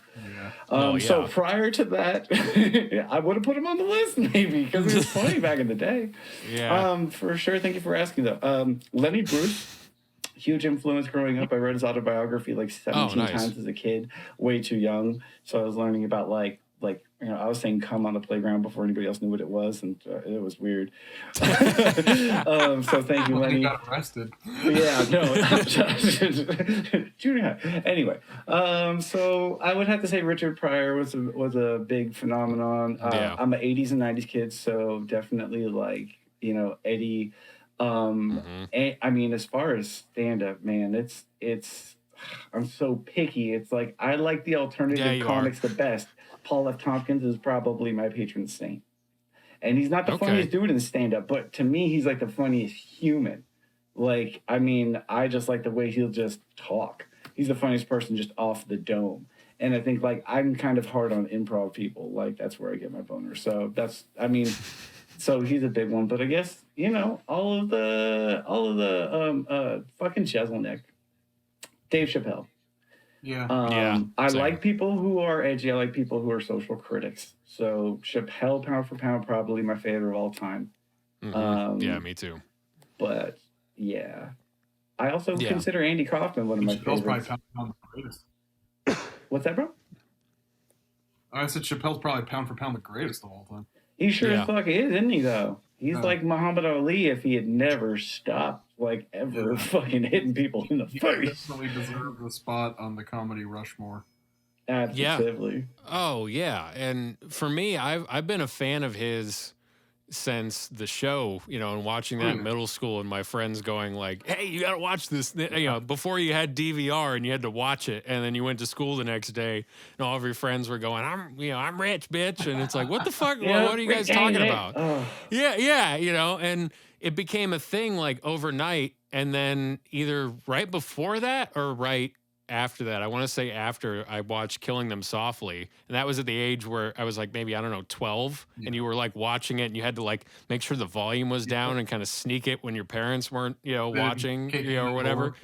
And so like I've been watching all of his stuff and a fan of it, and was bummed when he wasn't doing anything, and now that he's back and he's doing stuff all the time, I'm overjoyed, and I'm like, great. And he's at this point now where I'm such a fan that I'll go, and he has like a 4-hour thing where he's just doing a stream of consciousness thing at like the what's that club? It's like not Nick's Comedy Stop, but it's like it's like Nick's Comedy Stop or Boston Comedy Club or some place in New York, like some sort of well-known club there. It's probably Caroline's or the Cellar. I know for a while he was like dropping in at the Cellar and doing fucking 3-hour sets. Yeah, it's one of those clubs. I forget which, but if you look up Dave Chappelle Live 2009, it's him for like 4 hours, and it's just him talking. And some of it's him testing out material. Some of it's just him with his thoughts. And it's hilarious, and it's enlightening. And I was watching that and going like, man, I wish he would just do more stuff like that where he's just getting up there and talking. And now he's doing more of it. He's doing more refined material and that. So I'm like thrilled about that. But besides Dave, I love Norm Macdonald, George Carlin, Stanhope, obviously, with mentioning him a bunch. You like stand-up? Yeah, do I? Yeah. Like I don't think you've watched Stanhope. Douglas Stanhope Esquire the Third. Yes, I'm a He's also yeah. clear. Yeah. And Patton's pretty cool. I like Patton stuff. But yeah, Stephen Wright is another big one that I've been getting into lately. And yeah, just anybody who's like Bill Burr, anybody like that, to where it's like they can make you think, but also just, and basically say whatever they want to say. And just kind of, they're not afraid to, go that way in the room, or they're not afraid to be that weird. Like, okay, we that's keep why I coming love. back to this though. So Yeah. I want to ask Adam, do you feel that there's such a thing as performative subtext? So, and I'll explain what I mean by this. Mm-hmm. So Jesse loves Bill Burr so much, and God bless him. I love Jesse so much. Jesse's the best. Bill Burr, not so much, and here's why. I remember Bill you were Burr. like, "You're so nice, but he's so mean. That doesn't make sense." And I'm like, "But I love him. It's like he's hilarious." He's made me laugh. I'm not going to say he doesn't have jokes. The man's a professional, but a lot of times he says things that aren't funny and don't land. And here's my thing: is like his persona bugs me, not the jokes, because his persona, to me. And I might be way off base. And if you see this, Bill, God bless you, I might be wrong. Just another white guy. We could take it to the streets if you want, you skinny fuck. I mean, it seems like white privilege. It seems like I'm a white dude, so at the end of the day, I got a hot wife who's brown. I got a fucking condo. I've already done this. Like, I'm old because I've been doing this. Like, that's his vibe to me. Like, his vibe is always like like there's this subtext of entitlement. Is there anything to that? And am I an asshole for bringing it up? That's kind of the whole thing. Well, that's why he's not for me. Well, when he started, I mean, even now, a lot of the persona is, I'm this gruff dude from Boston that's working class. So hear me talk about these things incorrectly. And now it's more, I'm privileged, hear me continue to talk about these things incorrectly. That's kind of the whole bit with Burr, in my opinion, is the old white guy talking about things incorrectly. Things he shouldn't be saying, things he shouldn't be thinking and talking about and doing. But, you laugh at it in a way because you watch him get mad about it, and that it's funny that he gets mad about it because there are things you shouldn't be getting mad about. Right. Well, that's his whole thing with technology when he gets mad about like not knowing how to work his computer, and it's just like being frustrated at it, and it's relatable. But I would put him in that sort of, he's not the same as like a Chappelle or Carlin, but he said some things about the human experience that it's like, oh wow, I've thought about that forever, but you never articulated it. Like when they were doing that End of the World live Joe Rogan podcast for the Trump election in 2016, Joe was talking about going on some website in the late 90s that was like just guys cutting their dicks off and all sorts of gross shit. And he's like, and you wrote that video out? And Joe's like, no, it was pictures. And it was like the early days of the internet. And he knew what the guy's name was, and he was going off on a tangent. Bill like pauses. Bill like pauses and looks at him and goes, it's like, you're not supposed to look at that kind of stuff. It's like your soul is pixelated. And when you look at that stuff, a few pixels float away. And then a peanut butter and jelly sandwich doesn't taste the same the next day. And I was like, that is a fucking brilliant way to sum up how the internet destroys your soul. Yeah, and like I had thought about like, God, this is so fucking wrong with whatever. Like when people are like, oh, there's this horrible thing out. I'm like, why would you look at that? Or like, I can't not. It's like, even though he's coming at it from his quote unquote uninformed perspective, which is a character because he's actually way smarter than he lets on. He's playing a character, but he talks about, the way he goes about, and you can look at any comedian, I think, like this. He'll say stuff like that just totally quantifies an experience, like puts, a name to this faceless thing. And it's like, yeah, that's a truthful thing that you're talking about. Not just like, yeah, I'm from fucking Boston, I'm going to tell you what I think. It's like, it's not all Peter Griffin for an hour and a half, 2 hours. Kills me. His bit on his Paper Tiger special about, sex robots and about how humans are going to go obsolete is brilliant, in my opinion. And it's just, but then again, that's where it's like getting mad and offended about where somebody's coming from when it's comedy is ridiculous. Because as much as I love him, he's not for you. I just love being able to have that discussion instead of just, no, you're wrong for liking this. And it's like, no, it's like that was a brilliant bit, in my opinion, you know, where he's, you know, eventually homeless people will get the technology and then they'll get one with like one leg that's like, you don't smell that bad. And he was doing like a 50s voice for the sex robot. It's like, I was fucking crying laughing. Like when he did it, when I saw him live and then when he did it on the special, I was fucking crying. This, you know, his idea of a futuristic sex robot, for one, is that it's doing this Danger Will Robinson, like outdated robot voice. Like that nuance is already funny.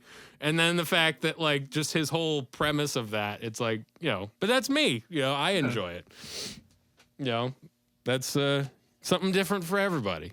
I think you lost Dave. He's been staring blankly for. No, I'm just sitting praying to Allah that eventually he'll stop. Just Well, going on his about expression forever. hasn't I'm just changed like, at all. I was like, dear Lord. I had to Forgive look at him. him for a second to make sure you weren't frozen.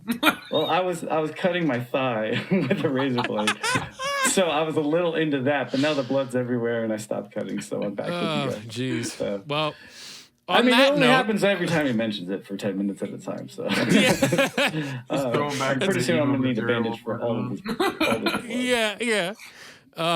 Well, on that note, I know you got another Zoom show you got to get going to, so I don't want to keep you for too long, but we really appreciate you coming on here and just for talking having me. comedy and Yeah. crafting material and, you know, all. It's nice to talk to other creative people that are besides, you know, musicians, you know, Yeah. just to expand that perspective. You could ask me about frets and keys, and I'm not gonna have any fucking idea what you're talking about. You want to make something up real quick? See, the thing most people don't understand about playing the melodica is that all of the tones come from shapes that you're making with your fingers over the frets and the keys and the fucking buttons. Quite. And that's where jazz comes from. I'm not going to skip this ad. I'm going to watch till the very end. Adam, where does jazz come from? Well, when two saxophones love each other very much. Here's the funny thing. I worked at Guitar Center Yeah. Yeah. a couple years ago, and I don't know shit about anything that's not a drum kit. I barely know anything about a drum kit. Yeah. But they put me in accessories, and I would get these dudes that are like, yeah, I'm trying to restring my Martin, and I'm like, what are the most expensive? These are the most expensive strings. Oh. These are gonna give you a really warm tone. Jesus I don't fucking know. Please turn that into a bit. There's something there. Even if you're not a musician, everybody understands going into the store and getting bullshitted by the yeah. person. Yeah, BT Like, Dubs, all of us pros know that you accessory guys are the weak link in the store. We expect it. I would get people that would come in trying to buy like starter guitars for their kids for Christmas. And I was really proud of this. I'm still really proud of this just because it's so stupid. I had this guy come in trying to buy, it was the year Guitar Center was selling like the limited edition Coco guitars. And he wanted to buy one of those guitars for his kid. And I talked him up to a $3,000 Yamaha. No. Did you really? No. You I was like, slick well, you- bastard. I was like, well, your kid's going to grow into this guitar. And they're going to have it forever. So really, you want to spend more money now so you don't have to spend it later. Hey, your kid's gonna be successful and go to college. Why not just buy him the Ferrari now? You know, Right? Why wait? Jesus Christ. It's probably one of the shittiest things I've ever Jesus. done, but I'm proud of it because it's funny. He wanted to spend like $300 on a Coco guitar, and he flopped. No, you forgot a zero, Yeah, sir. with- Yeah. Clearly, have you seen this? Because I sold him the pro coverage. No, with the pro coverage. Oh, He spent like $4,000. God, Man, at least how you do fucking. you sleep at night, sir? Pro coverage is just Jesus. spitting on it before you fuck him, for Christ's sakes. Like, Jesus Christ. I hope Fuck that me, kid's man. shredded by now. God damn. I can't get over it. You fucking. A Coco guitar is the best part of that because. Yeah, right? It's such an innocent, just like, oh yeah, I'm gonna get a guitar for my kid, and then he brings that home, and his wife is like, "What the fuck happened?" It's like, Right? no, You may have It's like inadvertently caused really some nice strife. electric acoustic Yamaha with like the tuner in Jesus. it and all that shit. Really nice mahogany. Oh, For something his kid probably went and then No, threw it that- and never touched it again. now I'm No, suspect of the dad though. I feel like once you got him into that, he's like, yeah, this is for the kid, yeah. Oh, yeah. Oh yeah, I was just I was Yeah. just thinking that was like oh yeah, you know what? But I just my kid deserves it, and then meanwhile it's like I just love kid him so stops much. kid stops playing it, and then all of a sudden there's a new wall hanger drilled into the Yeah. fucking man cave, and it's like oh yeah, I'm just keeping it up here, keeping it safe, whenever Hey. Billy wants to play it. Some dads gotta be sneaky like that. I ain't one of them, but I don't disrespect it. The dad game is a hard game. Oh, man. I will say this. Anybody listening in the Antelope Valley that bought something from me at the Palmdale Guitar Center, Disclaimer. you're way outside of the return date. You're fucked. I'm sorry. Oh! Blah, blah, blah. 90 days, motherfucker. It's been a year and a half. 90 days in the hole. Yeah, it's like, what company made that? Oh, I'm gonna give you the fucking 1 year pro coverage. It's like Yeah. year and a half. It's like that shit's gonna be on its last legs. Nope. Oh God, Oh, son. Oh, my heart. Oh, man, shit. that's too real. Too So real. real. Well, That's so real. My face hurts from the realness. yeah, no, Oh, it it does. does. It does. Oh man. Well, Oh, anyway, like I said, I don't want to keep you from your show. I want you to be able to, do whatever you got to do and get prepared for that. So, thank you again for coming on. you. Did you have? I know that you have a show coming up March 3rd, and Yes, this will be out March before then. 3rd at, let me double check the time. March 3rd at 7 p.m. Uncle Clyde's comedy competition.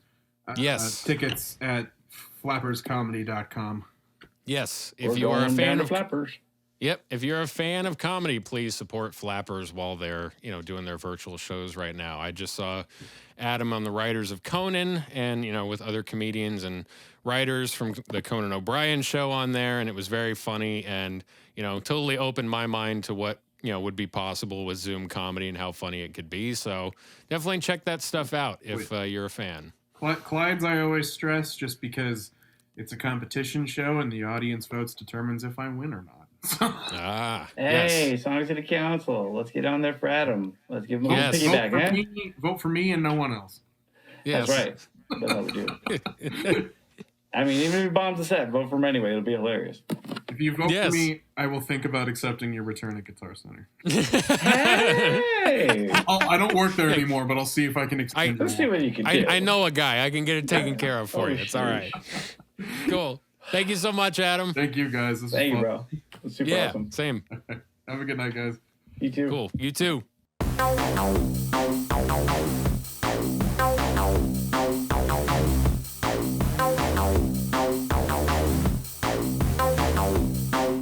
Speaking of which, speaking of things and doing stuff, Stuff how about doing? that podcast? How about it? We had one. We were in one. We got out of one safely before anyone died. All fingers and toes still work. I'm still reliving the trauma, but while I'm sitting here stunned, why don't you tell us how you felt about it? I loved it because not only did I get to talk to a person of comedy and get to talk about how they POC?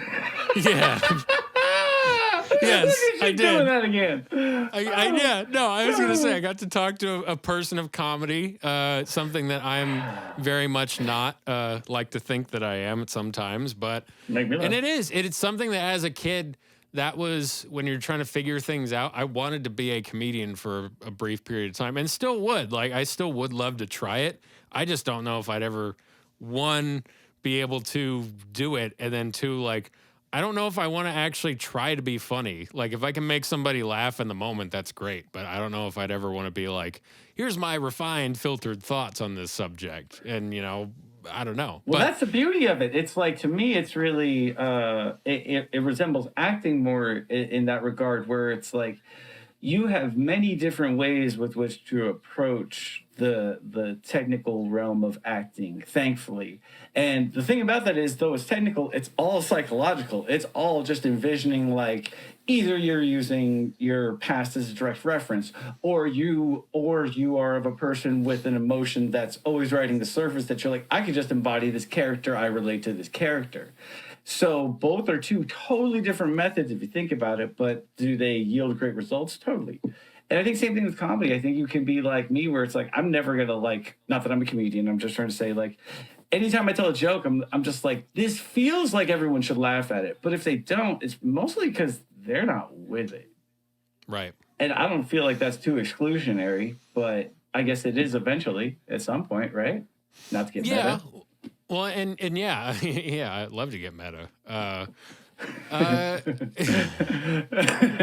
As Norm Macdonald would say, that's what they call a meta joke. Yeah. And your online handle is Meta Burger with cheese, so we know you like to bring it. Yeah. Well, I think that comedy, that's the thing, is like comedy does not have to include everybody, and it does not have to cater to the room. And one of like my favorite albums, I wouldn't necessarily say favorite, because it's not like I've listened to it a lot because it's almost too much. But Tig Notaro's album about her getting cancer, I don't know if you've heard that one, but that is like, that is, I heard that, and we were actually, it was me and David, and we were heading back from somewhere with other friends in the car, and he had randomly put that on because he had heard about it, and we listened to it, and we all were in like stunned silence listening to that. But it's a brilliant piece of art.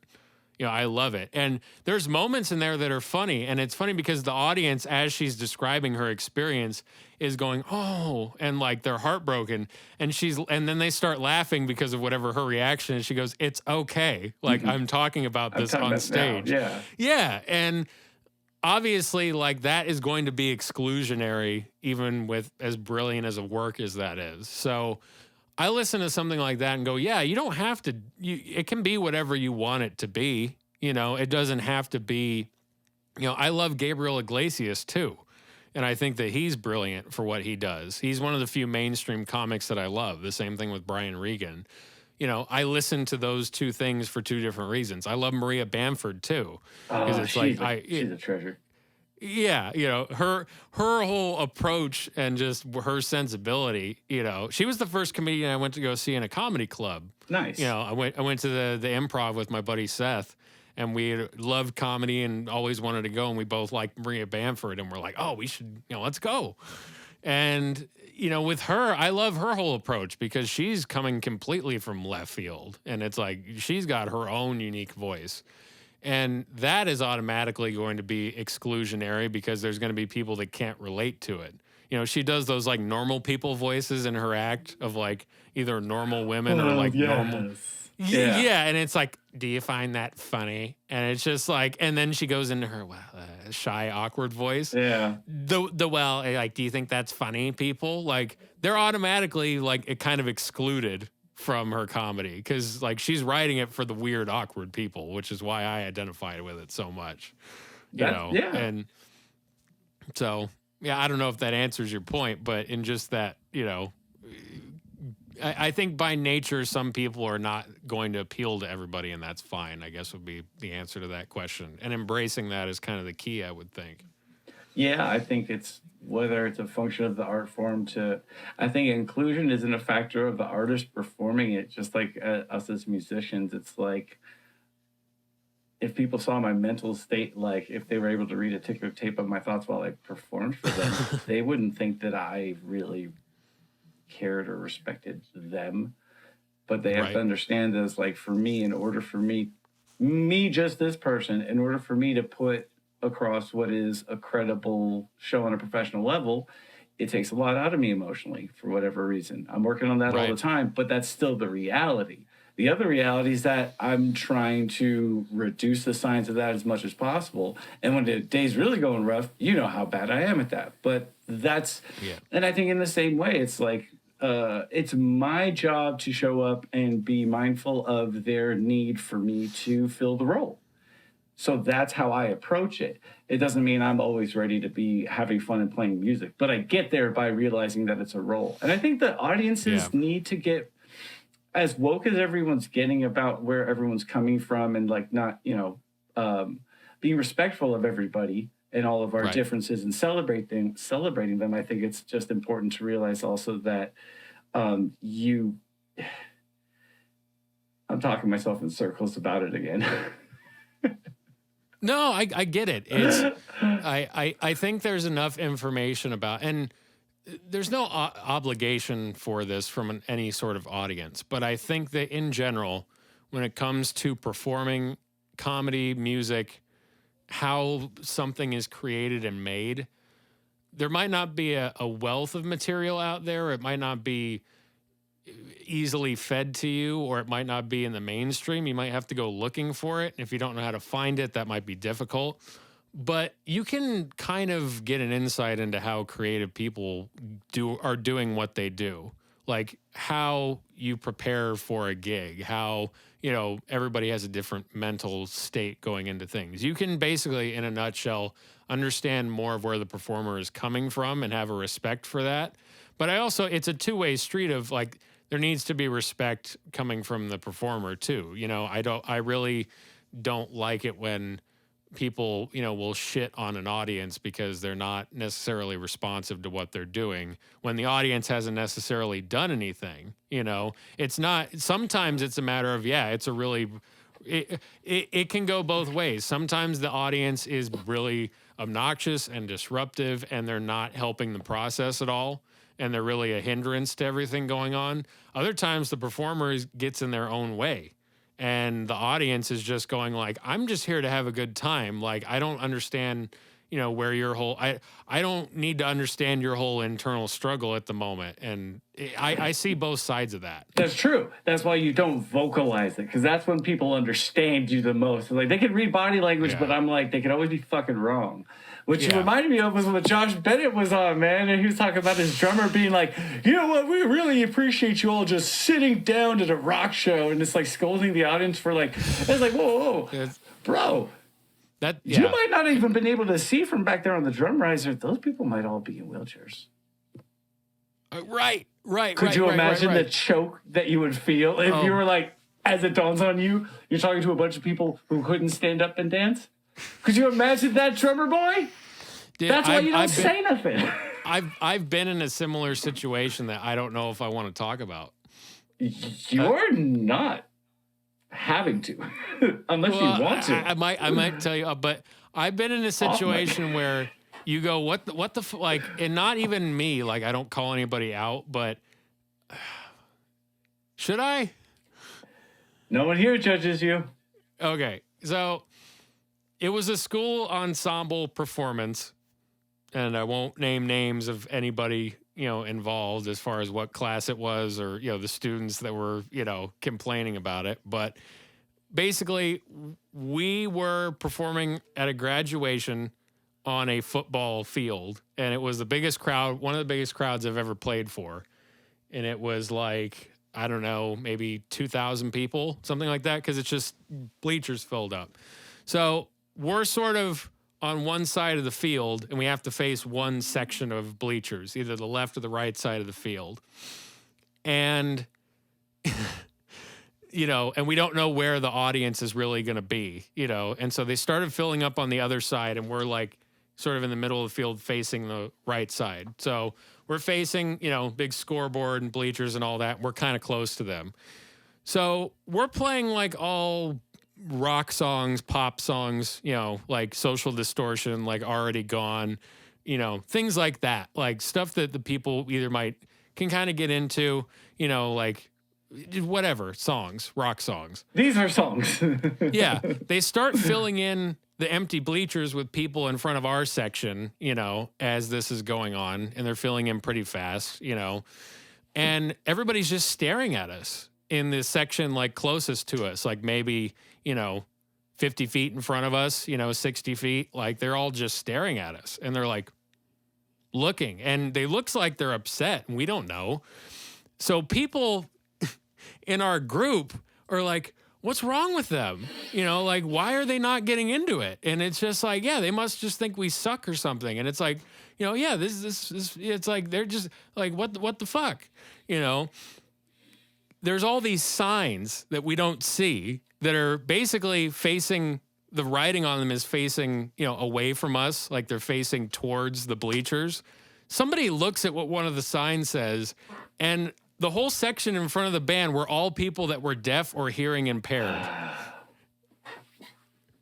You can't make this up. You can't plan this. So people in the class are talking shit about the people sitting directly above us, going like, why the fuck are they getting into this school ensemble performance? Meanwhile, however it was planned, like, okay, the band's going to go here, and then these people are going to sit here. That's what happened. So somebody informed everybody of that, and everybody immediately felt bad and had to go up. If they hadn't performed already...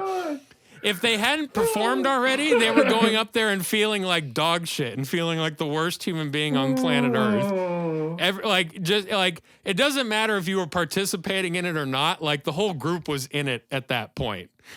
And it's just, when people talk about, hey, do you have anything that, went wrong on a gig, or like any, funny Spinal Tap like stories, that one is still burned into my mind of like, yeah, I got one. I mean, I wasn't a part of it. I wasn't going like, yeah, what the fuck's with these schmoes up here? It's like, but it just still, it's like, that's a bad look. It's just a bad look for everybody. It can't be. It could. The optics aren't great. No, and it's one of those life, like, basically it's like it's one of those life lessons that it's like, yeah, just don't assume anything about anything ever. And it's like, and if you just having this attitude of like, why aren't you paying attention to what I'm doing? What's wrong with you? It's like, well, like, you don't know. So unless somebody's obviously being a dickhead and like heckling you and just giving you like to where it's like, okay, that person's clearly, just being an asshole. Like a situation like that, it's like, just let it go. Do your job, be as professional as you can, be nice, be courteous, let it go. Your ego is not that precious. It's true. And this one last thought is that maybe, to take it full meta, maybe somebody's heckling is actually them just being in love with your shit, and they're just not one of those people who's comfortable with laughing because when they grew up, their dad beat them for laughing or something weird. Yeah. Wasn't that like the Radio Flyer movie? You're too young for that movie. Radio Flyer. Go watch Radio Flyer. I'm pretty sure the dad beat the little kid because he's always laughing, always carrying on and having a good time. And I was a little kid, watched that movie like, that's fucked up. But maybe something. I don't know this. I don't know this movie, and based on your recommendation, I don't feel like going to go look it up. It's a real. I mean, it's a movie like it's a movie about kids growing up, like a coming of age tale. So it has the sweet and the sour. Clearly and it does. It's not bad. It's but all right. But yeah. Well, on that note, I gotta get the fuck out of here because the house is on fire. Well, I was gonna say, I hope you because of all the meth I've been cooking. Okay, I'll stop. Okay. All right. Okay. Okay. This is my time. I've been Davey Sipes. Thank you very much, everybody. Good night. Now I come in like the MC and I save it from the awkward moment. There you go. Okay, thank God. Comedy lingo. Well, citizens, as always, we appreciate you tuning into this podcast. No matter who we have on, no matter what our ramblings, no matter what awful music stories from my past I might lay on you and talk with you about, you are here and tuned in and supportive, and we appreciate you very much. So please, if you like what we're doing, leave a comment, like, subscribe, send to your friends, get a carrier pigeon, attach a scroll, send it off into the world. Do whatever your preferred communication social method is. Spread the word. We want to get more citizens involved. We want to hear what you're thinking about the podcast. We want to get in touch with you, so please do that. We want to thank Adam Cagley again. And please, if you're into comedy, go check out his performance March 3rd, 7 p.m., coming up just in a couple days at Flappers Comedy Club. So get your tickets, please. And that's the end of my spiel. That's a fine spiel. It's a peanut butter bacon spiel. My favorite spiel. Thank you so much, citizens, and we will see you next week. Goodbye.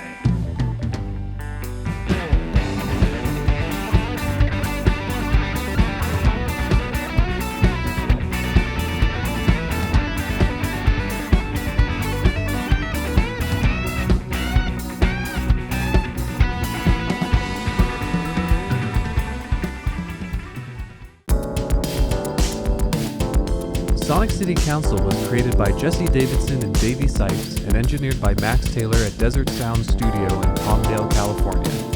Thank you to Disaster Cabinet for the outro music. Intro music written by Max Taylor. Sonic City Council is produced in association with Amped Music Academy and the Showcase Venue. For more information, visit theshowcasevenue.com.